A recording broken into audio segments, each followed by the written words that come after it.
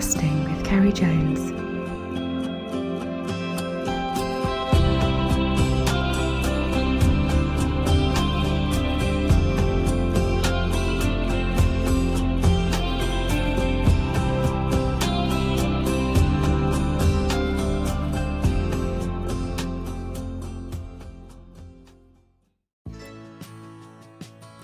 Hi guys, and welcome to this week's podcast.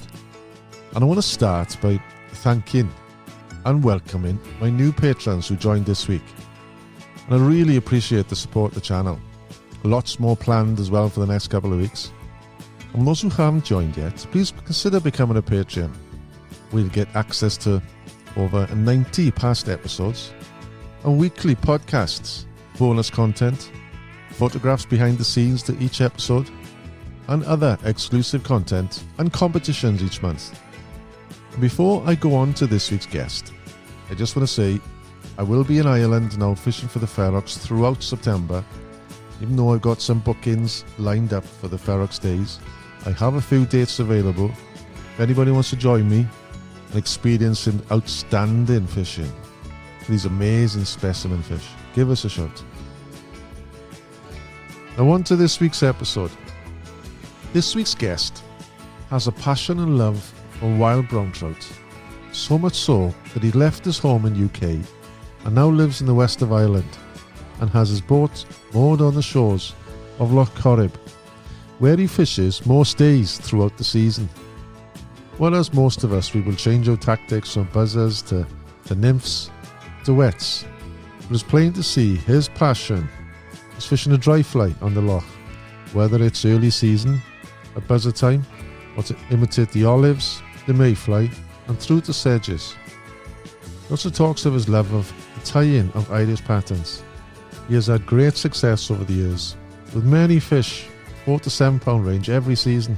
He also talks of his timber boat, something which you don't see too many of these days, and I for one am very envious. Welcome to my chat with Ted Wherry.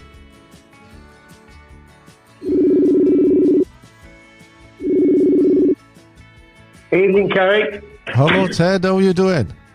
All good. All good. Have we been out in the lake today?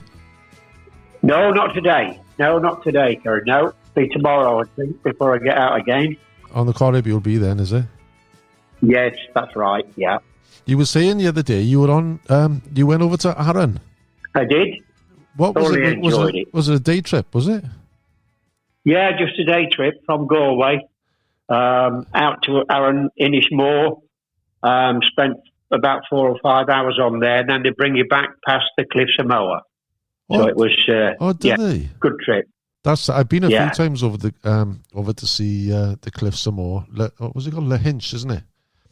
And yes, that's right. I've never been over to Arran. And of course, they look totally different from the water than what they do from the land. You know, you get a certain. You can certainly see the height of the damn things. God, it's true. I know. They get hit hard in the winter over there, don't they? They do, yes. Yeah, they do. Well, when I spoke to you yesterday, I noticed you didn't have a Galway accent, and it's plain to see that you're actually not from Galway, are you? So what part of the country, the UK, are you from originally then? Was it Lincoln, you said? Lincolnshire. And what brought you over to the west then? It was the wild fish. I lost in England. You had a job to find a wild fish anywhere. To be quite honest, even though down on the Test and all its carriers, they're so heavily stocked now with them being commercial fisheries, and it was the wild fish that attracted me to Ireland. And I suppose the east side of England as well is more known for the coarse fishing, I guess, isn't it? I don't think it is. Yeah, it is. I was fairly fortunate that a pal of mine rented a chalk stream in Lincolnshire called the Great Owl, and we went in partnership and we formed a 12 rod syndicate in that. All right. So at least I had some decent river fishing there. But it was getting few and far between in the UK, definitely. And there was nothing like the fish you could get in Ireland. No. Nothing at all. When did you first cast a fly on the Corrib? On the Corrib, I would probably be late 70s, Wow. I would think, on the Corrib. The first water I fished was Con. I fished Lough Corrib the year prior to that. Right. And I must admit, my first year on the Corrib, that set the rock for me. That was my lake for life, if you like. I had no vision to go anywhere else but the Corrib. Yeah. And as the years progressed, you developed, and we went to Mask and Cara, and I thought, this is it. The Western Lakes are the only place to be for wild fish. It grips it, doesn't it? I always said when I retired, I would sell up and come and live here, and that's what we've done. And when was that? That was 7 years ago now. We've been here 7 years. We always used to take 4 weeks holiday. I mean, fortunate, I had a good business, so I could. My time was my own, so to speak, because my son was coming up to run it, and that gave me more free time. So we always tried for 4 weeks on the Corrib and 2 weeks on the Mask in September. Wow. And we did that. We did that every year. So I noticed it's always been like home, really. Yeah, I noticed you've got your own boat, and a stunning boat it is. We'll come on to that later on the Corrib. Have you got one on the Mask as well, then? No. I have a pal that has one on the Mask. So he usually comes out with me on the Corrib, and I usually go out with him on the Mask. So it works quite well. Do you know what? It was the first time I came over, funny enough, it was a similar thing. It was Lough Corrib I fished, first of all. And I had a couple of weeks up there this one year. I think it was 1988, year of the strike. There was an international competition, so I managed to fish it. And the guys there were saying, "Oh, you want to fish the Corrib?" So anyway, the following year I did, and like you then, geez, it gripped me. I've been back every year since then. Absolutely. There's no fish like them in the world in my eyes at all. No. They are getting more difficult to get every year. I must admit, at least the larger fish are. There's no doubt about that. I think we're educating them, We're educating them, I'm sure. Yeah. But you know what? The place itself is more than the fish, even though, obviously the fish are the best in the world, I think. I don't know, the west, you're on that lake and you get that wind coming straight off the west, you can see. I don't know, there's a freshness in the air and the clouds are breaking, you get these shafts of lights, these sunbeams regularly coming through, dancing on the waves, and there's a whole thing about it, and you could have... Yeah, it is. Absolutely. And the conditions can change in one day. You can have a flat calm going out, so you can a hot day, and next thing you could have hailstones and a wind and rainbows and everything all in the same day. Like, it's certainly testing fishing, and that's what I like. The fish are there, and it's up to you to try and get them. Although I do, I must admit, I don't like going below the surface. I'm a dry fly man, but I think that's the river instinct in me, really. All right. And I think the river does teach you a lot, even though the locks, you could read the feed lanes, you could look for the lies of the fish in certain places, and the river's taught me a lot. There's no doubt about it. Yeah. And I was fortunate enough that I came across a gilly in Ireland, which ended up being my best pal. Unfortunately, he was no longer with us. He died a year after we moved here. But Dennis O'Keefe had been on the locks all his life. He was reared on Sheeling. He's done all the Western Lakes, but his favourite love was the Corrib. Yeah. And of course he was a dry fly man as well, so it suited us both. I mean, he was certainly one of the main reasons I moved to Ireland. And fortunately, Kenneth, his son, is exactly the same, and we still fish together now to this day. Kenneth Gillies on Mask and Corrib and Sheeling. Sheeling's his home water because the family's from Cavan. All right. No, it's just a relationship that you couldn't break. You couldn't believe how close we were, and it makes a big difference when you have a boat partner like that. They treat me as family, and I treat them as family, and still do. You know, it was a one-off. It really was. Would you saying that dry flies is your thing? You would fish wets, though, I guess, and I guess buzzers, do you, or not? I would fish wets if I'm forced to fish wets. Yeah, all right. Yeah. I mean, there's certain circumstances where you know you've got to, for one reason or another. I'll give you an example. I had a guy come from England before COVID, another dry fly man and a good angler. But we had a whole day there and never ever rose a fish nowhere on the lake. And I did say to him, "Look, Andy, I think from tomorrow you're going to have to try the wets." And it was a good job he did. He ended up with 47 fish for the week, and some very good fish. Yeah. But they just wouldn't come to a dry. I persevered on the dry to see if I could get them. So that, we found a place that would take them. But for some reason, that particular year, it was the wet mayfly that was doing the business. Yeah. So there are certain times that you've got to switch. I don't buzz a fish as such unless it's on the surface. But do you find that? Yes, there are. I think, especially on mask, they seem to take wets better. Oh yeah, on mask than the Corrib for whatever reason. Yeah, I found that. Ballinalty Bay, where I live, the wet flies in there. They're a success probably for the first 2 weeks of the season and the last 2 weeks, and that's about the only time you'll pick them up on the wets in the bay here. It's a difficult bay. It's full of big fish, but they're very, very difficult to get. Yeah. Well, I find I find normally that wet flies, when pulling wets, I'll get more fish, but they'll be smaller. I think the smaller fish tend to go for the pulled flies than the dries. Yeah. And another thing, if you could be fishing in open water, in good shallow water, but in the open, big bay, whatever, all over shallows, and I'll get good fish.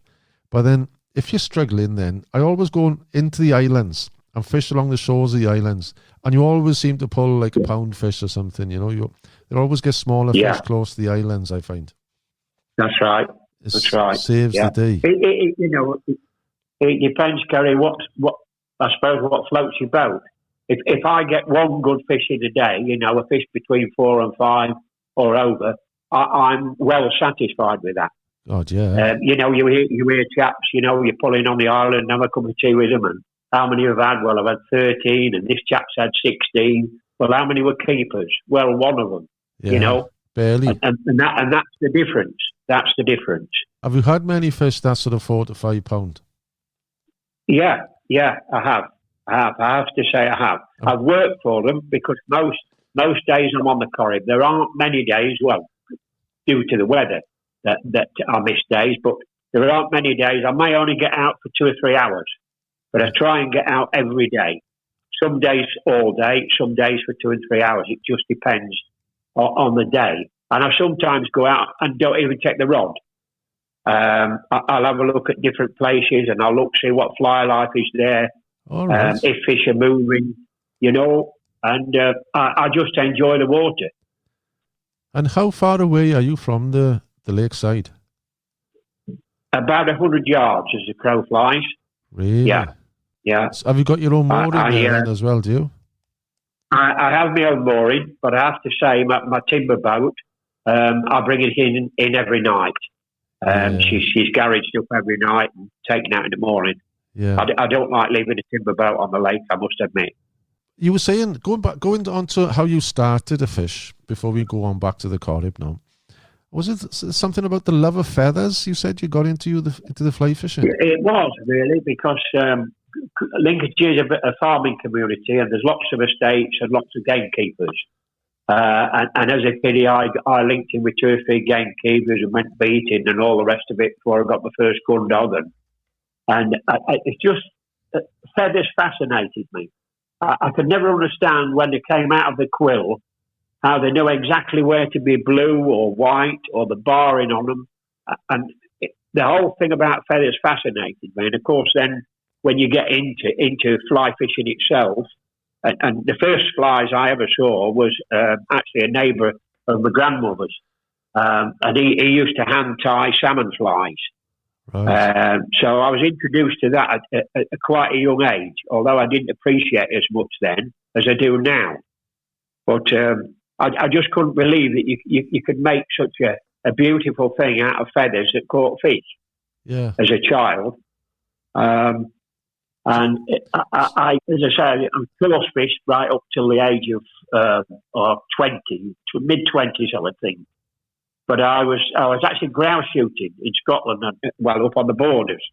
And we'd gone up there, and there was a team of 8 of us taking the day. And unfortunately, the fog came down, and it had to be cancelled. And the guy that I'd travelled with had got his salmon gear in the car. And we actually went on to the Niff coming back. Yeah. And he taught me to spey cast and got me into fly fishing. And I used to go salmon fishing 3 times a year, but I have to say, I didn't enjoy it as much as I do the wild trout. I don't know why people think I'm crazy sometimes, but I do like salmon fishing, but it doesn't give me the buzz that a wild trout on a dry fly would give me. I'm with you there. Yeah. Did you actually get into fly tying then, after that period? No, I didn't. It was quite a few years after that. I would be late 30s, I would think. Right. And I used to, there was 4 of us all used to go and take day ticket waters in Derbyshire. And the guy that was head keeper at Haddon Hall then was Philip White, who was a renowned fly tyer. Well, he then left the estate and he set up a tackle business. And he made some videos, and I bought the videos off Phil, and we used to call and collect flies off of him if he was fishing the Wye or the Laughill or Derwent, wherever we was at the time. And watching his videos and a few books, and that really got me going, and it became a bug, really. I couldn't stop tying, and still do to this day. But it was just the fascination of the feather itself that set me going, I must admit. But I know. And it's one of those things, I mean, I couldn't be a professional tyer because you've got to be in the mood. I certainly have. Yeah. And sometimes I'll sit down and I'll tie 200 or 300 flies, and then I'll not touch the vise again for probably a month. Would you? It's just one of those things you've got to be. Well, I've certainly got to be in the mood to do it. Yeah. And I take my hat off to people like Jackie Mann and Davy in Scotland. They have to do it for a living, and it must be a real chore some days. I know, and it's a strain on the eyes, I guess, as well. When you're forced to do it. But that's right. I noticed. Right. I saw your fly tying room actually. I took a look at your Facebook page. That's quite some room you got there. Yeah, yeah. Yes, it's quite a sacred room. The wife won't go anywhere near it in case she touches something or knocks something off. So I have the dusting and the hoovering to do in there. But the Labradors was allowed in. They used to come in, but you collect stuff as well. I noticed there's a couple of different creels there and some nice reels. Oh and nets. Yeah, I mean I got rid of a load. You built so much of the collection up over the years that I couldn't move it all to Ireland. I mean, I gave a lot away to pals in England and sold some stuff. And you just end up collecting and collecting and collecting. And of course, you keep telling the wife it's worth money and it's worth money, which it will be when it's sold. But of course, when you die, your children probably slam it in an auction and get 100 quid for the lot. Yeah. So you've got to be a bit careful with it. But she fishes as well, so she now knows what fishing tackle costs. So there's no sneaking stuff past the wind room into the fly tying. So when you tie patterns, now you got to tie twice as much. That's it. Yeah, that's it. Yeah, and she is purely dry. She won't even pull a wet at all. Is it? She's purely dry fly. The good thing is, I noticed with I was only recently I've got back into tying through lockdown. Actually, I must have gone about 10 years without even sitting at the vise. But there's something nice about Irish flies, isn't it? The colours, the tones, the hackles. You know, they just... There are.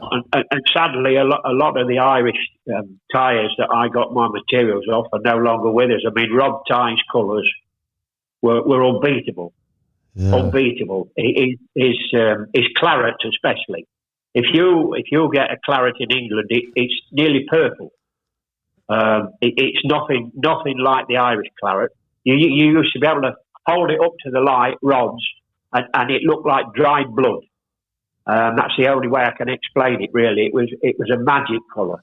Yeah. And Lawrence Finney, who unfortunately is no longer with us, another pal of mine, that was the same with his dyeing. I don't know what it is, but they just, the colours over here, it's like the west of Ireland, golden olive, and they can't be matched. You know, people have tried, but it's not easy. It's not easy to get that colour in. Yeah. I've got into a bit of dyeing, but not a lot. I think you've got to be really dedicated to be dyeing all the time. But the Irish colours are absolutely fabulous. Yeah. Fabulous. There's a good friend of mine now, Jimmy Terrell. He's a professional fly tyer, and he won't dye. He said it's a dangerous thing. You know, these fellas these days are doing a lot of dyeing. He said, you know, they're taking a risk. I had the conversation with Rob when he was alive, and of course Pickrick came into it all, which was never a good thing in my eyes. A fabulous colour, but even tying, I didn't like using it because sometimes you lick your finger or something to get some seal's fur into position, and it was just one of those things. And Lawrence was the same, and unfortunately they both got the same disease. And it did make you wonder whether the Pickwick had got something to do with it, I must admit. But, you know, they both ended up dying very young, unfortunately. It's all pleasure fishing you do. You don't do any of the competition scene, do you? The only competition I do are club competitions just for the crack. I'm not a competitive angler at all, you know. Right. I think competitions teach people a hell of a lot.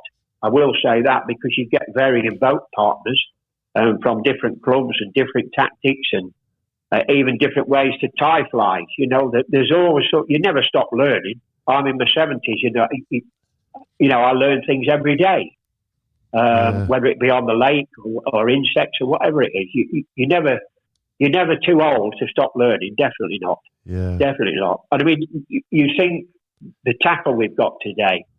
You think the fish would be a very big disadvantage to what they were years ago.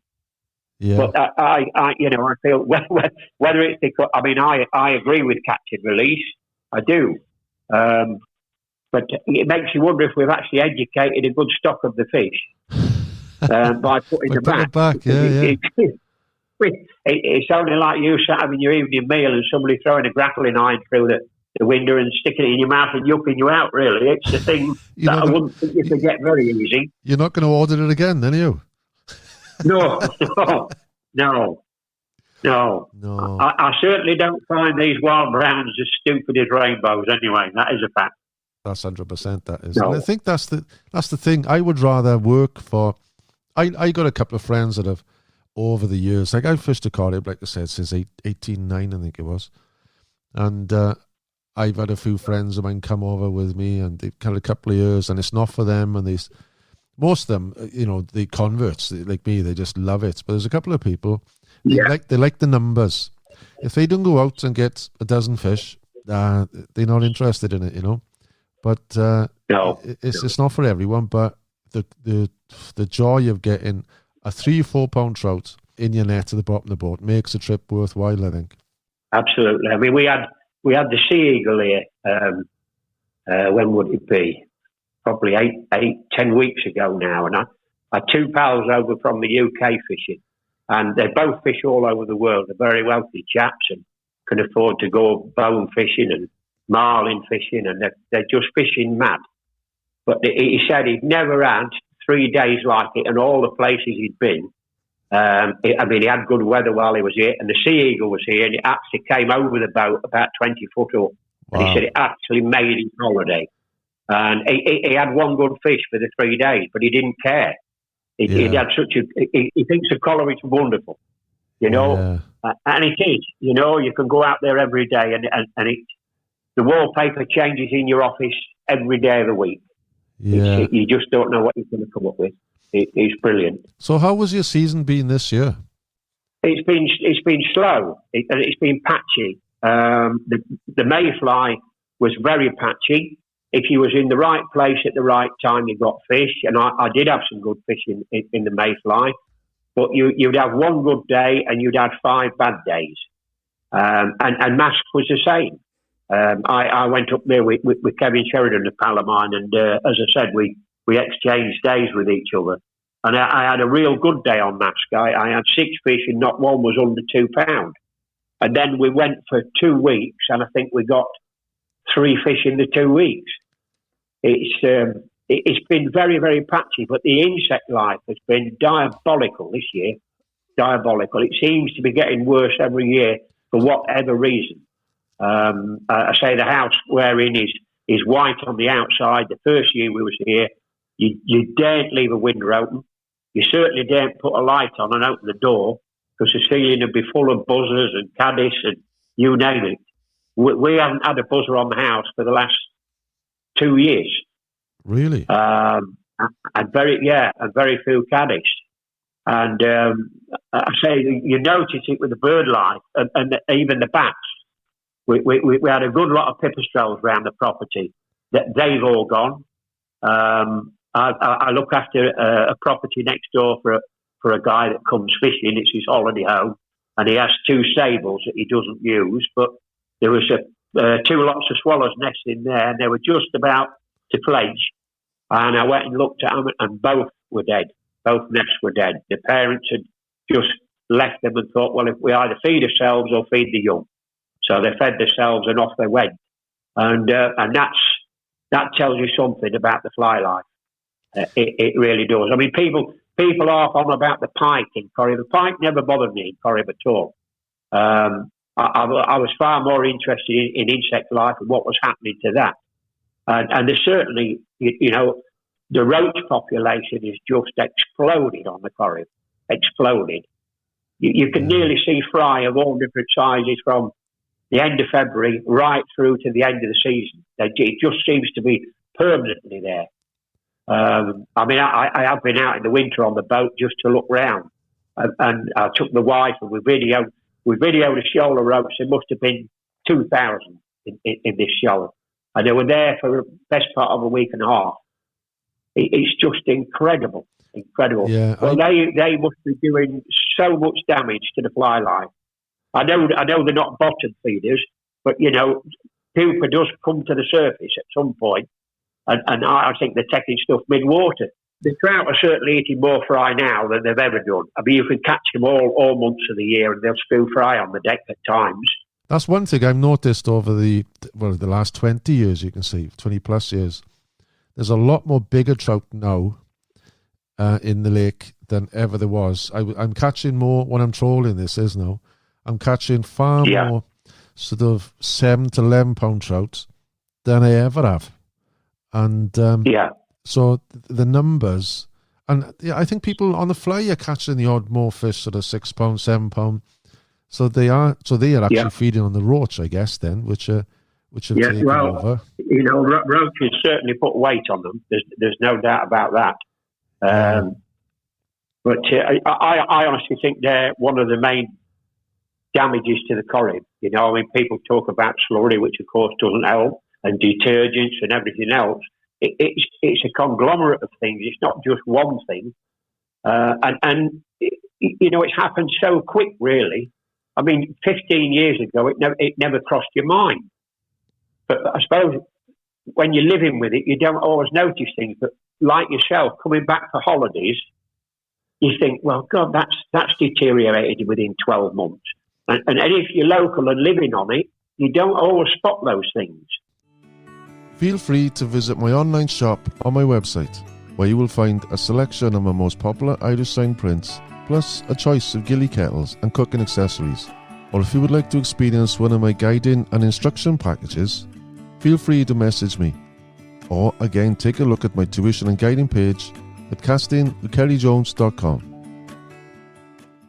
It's such a big lake, though. I think you can have different ecology sort of areas, and they could be good in one spot, and it might be bad in another spot. I know fellas that have gone over from here in beginning of May, and April.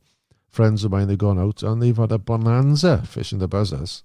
Yeah, Probably the best year they've had this season than they ever had. I've learned as well this year a big difference. I've over the years, I've either gone fishing out from Kong or from Utarad for years and years. I've just done the same thing, and I've had fantastic trips. Great for the fly and for the trawl. But this year I wanted to change, and I went down towards Basil Shields's. That's where I got my boat now. And it's a totally different area. It's south of Utarad. And honest to God, this year was the best year I've ever had on dries, on mayflies, Port of Cannon Bay. And I was having them, up to 6 fish a day. And the biggest one I had would have been just over £6 maybe, And I was just loving it. Yeah. And I think I've learned, I thought maybe it's just a one-off, but, talking to Basil and a few of the other anglers, and I can see really there's far bigger fish south of Utarad than there is north of Utarad. Mm-hmm. The average fish is much bigger. Now, I've never fished down by you, Ballynulty. No. The lake does vary. There's no doubt about it. It's an area starts sooner than others. You'll get a fly hatch earlier in one part of the lake than the other part of the lake, and there'll always be somewhere that fishes. Because it's such a big lake, and there'll be a lot of places that don't fish, and you can spend a lot of time motoring and looking, and trying to work things out. And of course, if you've got pals that fish different ends of the lake, if you took Cornamona, for instance, and Duras area, that they had a shocking mayfly. It just didn't happen at all. Yeah. I went up there with Stephen Lydon, it's a lovely area to fish, but it just didn't come together. For whatever reason, they were struggling with fly life of all descriptions. Yeah. But as you say, the buzzer, if you're into epoxy buzzers, and I know the Welsh guys that come over and stay with Porrick, and you know them as well as I do, and their years get better and better. And I honestly think it's because the fish are staying down longer than they used to do, and they're feeding on the buzzer and bottom feeding. Well, I'm coming over now September for a couple of weeks. How would you tackle September? What do you expect normally to happen in September? Well, September would be my month for caddies. I would never have a sedge off my cast at all, certainly on the dries. And I would stick to that. And I also, if there is a touch of buzzer about, which there sometimes can be, I love fishing the Bob's Bits in size 16s and 14s in a claret. Claret Bob's Bits? The two guys that come next door from Cork, which is their holiday home, they're both dry fly men. One fish for Ireland in the rivers. Again, he's a river man, and he only fishes a single dry when he comes, and he gets good fish. He gets good fish, as you said. You get the better quality fish on the dry. You've got to have the patience. That's the thing with the dry. I think people, if they're not pulling wet, they don't feel they're fishing. Yeah. They don't think they're doing it. It's the same with the buzzer. Yeah. You've got to have yourself in control, not to move it. It really wants to. 90% of the time, it wants to be static. Anyway, you might slowly retrieve it on some occasions, and it's this restraint to stop doing it that a lot of the fishermen find the problem. When I fish dries, I normally fish 2. Would you fish 2, or do you just? Yeah. No, I fish 2. I do fish 2, unless it's a flat carp, and then I'll go on a tapered leader and a single fry. My best fish last year was £7.2, and that was in a flat carp, and it was by sheer luck. We was in Lough Corrib Bay, down near the lighthouse, and there was a dimple of a rise about 2 foot from the bank. And I didn't actually spot it first. My pal spotted it, and he said, "I think there's a fish just moved there." And I knocked the engine off, and we stopped, and there was just a dimple again, and on a single mayfly. And I threw it out, and he just drank it, and it was £7 too. Wow! But if you're not looking for these things and these signs, you'll go past a lot of feeding fish. I see boats come tearing past at all sorts of speeds, going from A to B, but you can't actually see what's going in the water when you're doing that. And I would have missed that fish if my pal hadn't seen it. You know, I was looking the other way. Yeah. So you could soon go past them, but to be fair, most of the big fish I've picked up has been in the lee of the islands. You know, when you've been cruising around looking for a fish that's picking stuff off near the shoreline. Yeah. And usually they're a quality fish that's doing that. The rises look nothing. You would think it was probably a roach rising. And sometimes even when they take you fly, you know, the big fish, it's just a small suck and it's gone. And if you're not watching it, even in a ripple, you can miss them. Yeah. They've certainly altered the ways. I mean, when I first came to Ireland, you could see them splashing at olives 40 yards, 50 yards away. Probably half a dozen fish coming up asleep. And the same in the mayfly. But the fish seem to have changed. They don't splash at the olives in Ballinalty at all. It's a very, very shallow rise, and sometimes you've got beyond the ball to spot them. And you may have to fish a nymph just under the surface in a lot of cases. They sometimes won't look at the dun at all. You know, you just got to try different things. They're there, and it's up to you to try and master what they're at. There's so many different rise forms, and I experienced one day this year, and I was fishing Portacarran Bay, and it was one of those textbook days. It was a lovely rolling wave, and it was overcast, and it was warm, and there was so much fly coming off. Right, it was a race sometimes to see who was going to get the fly first, a trout or the gulls. The gulls were coming down, swooping down for them. And you know what? I had 3 distinct rise forms during that day, which I had fish. You had the splashy fish, you know, the savage, just up splash, and they're on. Yeah. And then you had one of those up and over on the side. I loved them. It's almost slow motion. You just see the silhouette, you can see, coming over the top. And then all of a sudden, and then sometimes you look in and thinking, was that a fish? Was that a rise? And then your line would just go, you know. And it's just great. I haven't done a lot with the olives actually, and this year I didn't see any olives because it'd finished by the time I was over there. But olive can be very difficult, very, very difficult to fish.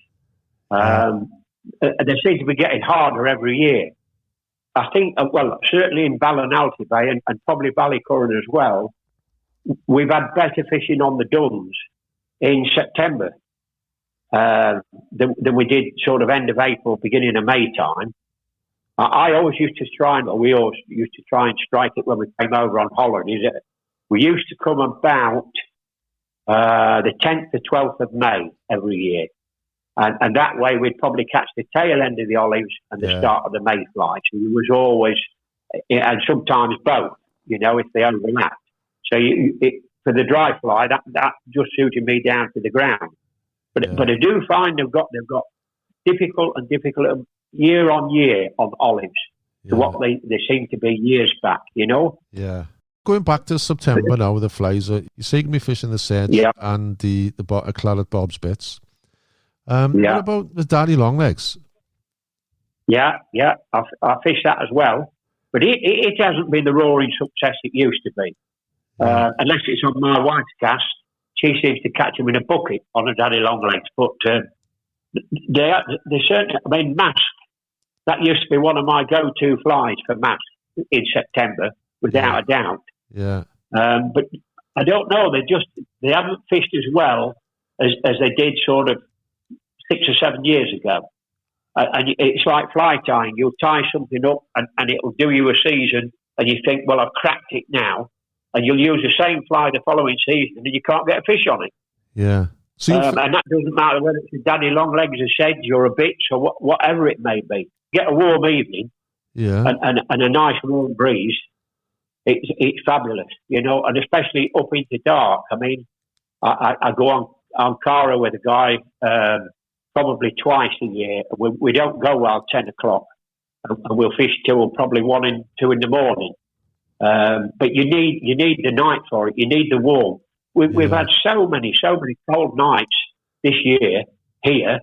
I think I've been on the lake 3 times after the evening meal, and you've been an hour out there and you're freezing. You've had to come in, so it's not going to happen. It's just that the fly light's not going to come out. It didn't happen. It didn't happen. And at the stage, Renine Bay used to be one of my favourites on mass for the sedge late at night. Yeah. And I've had 2 nights on this year, and we've had 1 fish. That's it. It's just been too cold. Yeah. Too cold. Yeah. Will you be fishing the DAP at all? Do you ever fish the grasshopper in September? No, I don't. I mean, I have guys come that do, and certainly the crickets are very successful. Yeah. And they've been. I was talking to a guy. He's been fishing it now for the last 3 weeks, and he's had some lovely fish on the cricket. They work. I mean, the DAP can be very, very successful. You could get some big fish with it, but it's not everybody's cup of tea. Again, is it? No. It's horses for courses. I mean, I'm getting old, but I'm not that old. I'm going to throw the fly rod away and pick the dapping rod up for good. Not yet, anyway. Yeah. Would you actually fish Cara in September? Yes, I would. Yeah. That's I would. the only one time I fished Cara, and that was in September, and I had a brilliant day. Pulling daddies then, actually, and they were all... Yeah. The trout there are so distinct, aren't they? You can tell them right away. Yeah, but they are. They're a lovely fish, and I think of all the western lakes, that lake's got more nature about it than the other two. It's a very soft-looking lake, I always feel, and the nature that's around the place is just unbelievable. It is soft, unbelievable, and that distinct colour, that like aqua. I don't know what it would be. That's it. So, what is your best fish to date then, from Corrib, or from anywhere really? Then, my best fish is 710. Was that a Corrib fish? Off Corrib, yeah. And what it is? And how did that come about? That was on a bit, and that was on a warm evening, and that was in the bay out here, Bay Ballinalty, at the bottom of the bay. I'd gone out after my meal, and I had 3 fish. The first 2 fish was between 3 and 4 pounds, and wow. then this monster appeared, and I landed that one, and then I lost one a week after that was a double figure fish, and I should have photographed it because it was up going round on the surface, just round and round the boat at the top. It knew it was in total command. There's no doubt about that. But I think when we were talking the other night, Perry, you said something similar. All the big fish I've had never tend to leave the boat far. They're not like the 3 and 4 pounders that strip your line off your reel, like a runaway train. That's right. The big boys seem to, when you lift into them, you seem to know it's a good fish. And they tend to wall around a boat. They might be deep, they might come up, they might go down again. But you never get those searing runs that you get, well, I haven't anyway, that you get with a fish of 3 pound, 4 pound. They go like rockets. Yeah. The big boys just seem to think they know best and they're in control. And a lot of the time they are. There's no doubt about it. What I've found is... especially if you're tiny fishing and you're down on 2.5, 3 pound nylon, and you just can't, obviously you can't bully them if it's a good fish. You've just got to play along with it. But they're very bright and clever fish, because what I found with the big lads, they're around the boat, and like you said, they just stay down and then they come up and they go down. But because most of the time when I'm trolling, I'm in the boat on my own, it's important to be on your own when you're trolling, I find, because when you got one of these big fish on, he goes all over the place around the boat, and you've got to literally run to the bow and then run back to the engine, because they try to get under. They go back and forth, so you've got to put the rod under the engine, under the boat, and you want some fun and games, like, you know. But, that's right. That's right. Certainly if you're with a boat partner and that happens, you know, they've got to get the rod in fairly quick and out of the way, because as you say, they're going round and round the place, and they're easily lost if you're doing something stupid, and that's what they rely on. So what happened when you lost? What happened when you lost this? What happened when you lost this double? I'll not mention his name and embarrass him, but a pal that fished with me was going to do the netting of it once we'd seen it. And I said to him, look, he's took the point fly. For Christ's sake, watch the dropper in the net. Because I said he'll just burrow down once he sees it. And I had him up on the surface 4 or 5 times. And he then went on his side and he was ready to net. Well, he put the net in and it didn't fit in it. For some reason, the fish stiffened rather than collapsing. Oh. And as it stiffened, it slid off the edge of the net. And lo and behold, the dropper fly ended up in the net. And you know what happened after that. Jeez. It was twanging away and away. But there was certainly no word spoken in the boat for about 5 minutes anyway. 5 minutes? Jeez, that would have been the end of a good friendship. That would have been. Oh, Christ. I mean, it was so close, we could have photographed it. I could see every spot on it. It was a magnificent fish. Magnificent. Yeah. No. But there you are. That's fishing, and it will stay with me a long time. They sometimes stay with you longer than the ones you catch, don't they? They do. I've had some horrific moments where this one time I hooked this one fish, and it was careless. It was a mistake I made, and I lost this fish, and my head was totally in the shed. I came off the lake. I went back to the accommodation, the digs at the time. I booked a cottage, I did at the time, in Kong. I downed a tumbler full of whiskey, and I was fighting the tears back, right? And then I had about 4 days left of the trip now, and do you know what? I couldn't go back out in the lake. I phoned Stenaline to book my crossing. I just had to come home. It's amazing how a fish can make you feel so bad. Because I saw this bit. It was a 20-pound plus fish, this was. And I was in pieces. But there you go. You learn your lessons. You do. The hard way. Yeah, you do. I was looking at your Facebook page, being as we're on Big Fish now. There's one fish I noticed. It looked huge, looked really good. And I couldn't quite make out where it was. It looks like it might have been sheeling. Did you have a big fish in sheeling?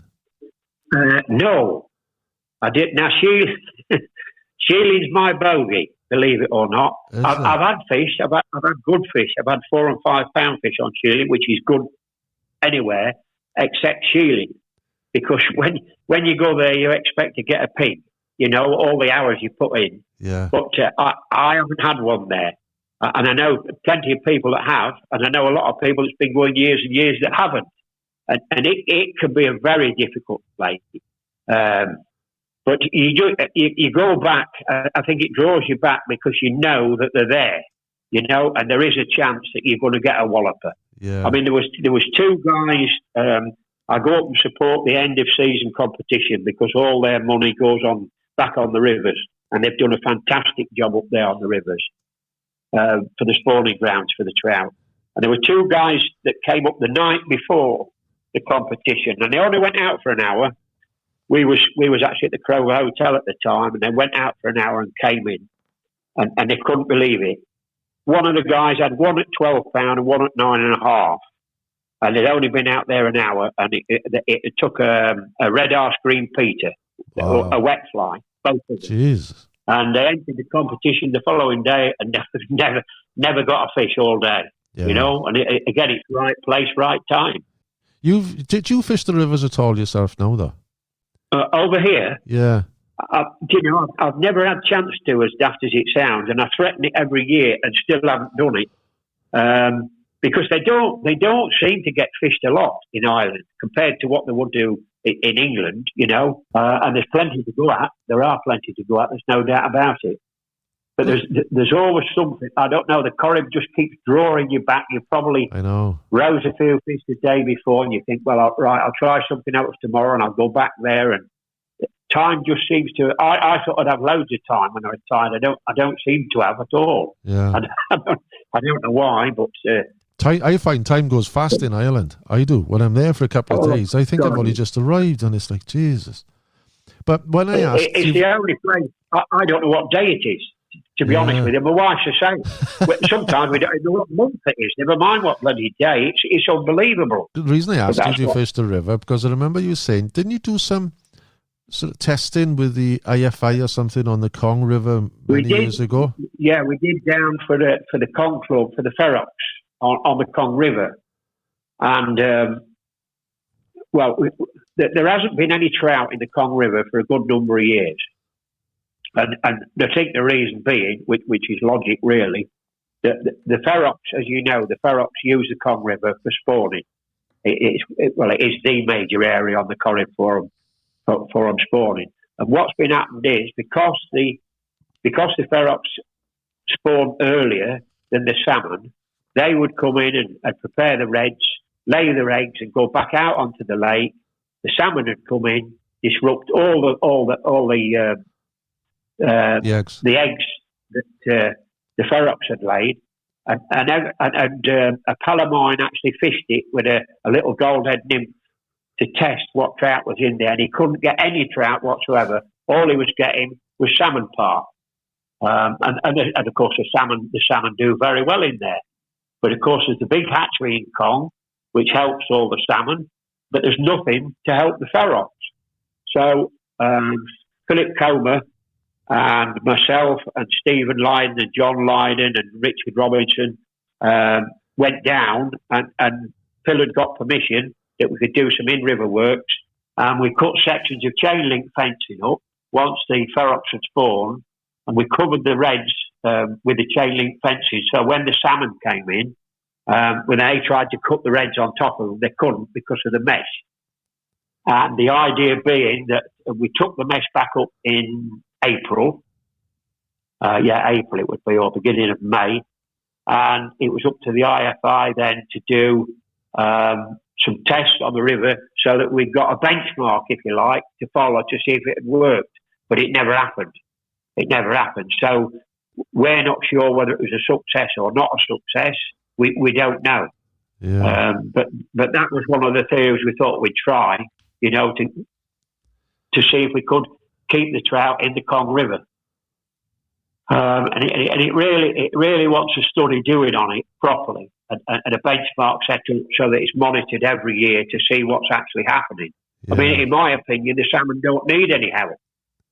They're fine. There's not a problem with the salmon. It's the trout and it's the Ferox that's got the problem. Yeah. And the more we can do with the rivers in and around the Corrib to improve the spawning streams and that, it's got to benefit the lake all the time.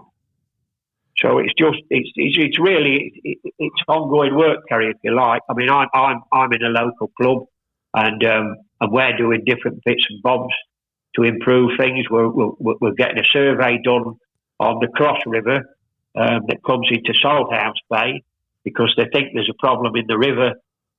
There's certainly a lack of fish in Salthouse Bay to what there used to be, and that should be the spawning stream for that bay. So we're getting a survey done on that to see what's happening there and see if that can be improved. And it's like everything.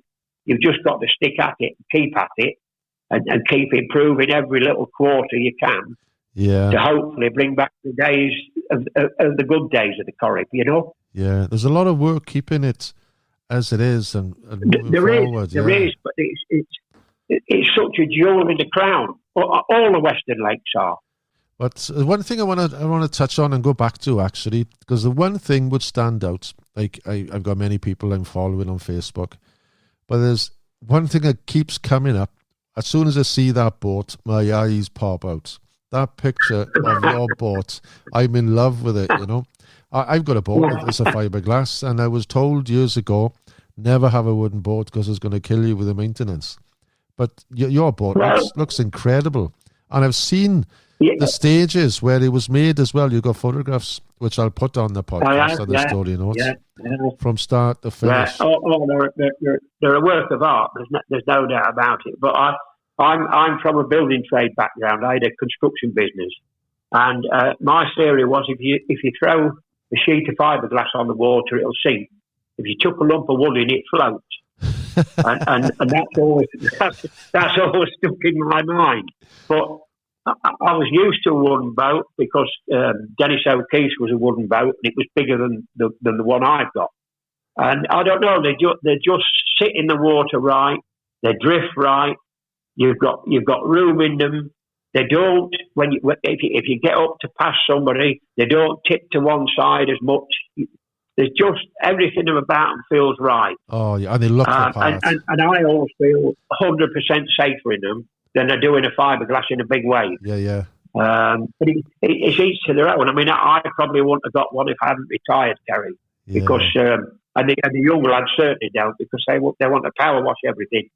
But this girl comes in. I say she comes home every night with me and goes in the garage, and as soon as October comes, she's finally sanded down inside and out, and 2 more coats put on inside and out, and keep her right. I never did like paint on a wooden boat because it can hide a lot of sins. Because if you do get water behind the paint, you can't see it.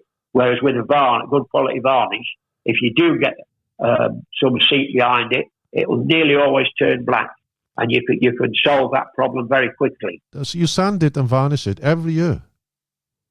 Every year, 2 coats in, 2 coats out. Yeah. And Frank Costello that made me it from up near Ashford Castle there, he's a fanatic as well, and he'll always pop down and inspect it year on year to make sure I'm keeping it right. Yeah. He was saying, I know Frank, and I also know Ernie Leyden, who's from Kong as well, and he's got a workshop there, and he makes them and repairs them, and it's like, do you know what? I could just sit and watch them for hours. You know, it's like a proper... Even the smell, just the smell of it. When they're making it, there's just something about it. It never leaves you, you know. Yeah. But I know they've all. I know whether it was Mons or any of them, they've got a problem now to get good larch. That's a big problem in Ireland now. Is it? Is getting planks with very few knots in them. So they have got a bit of a problem with that. And of course there are very few good boat builders left.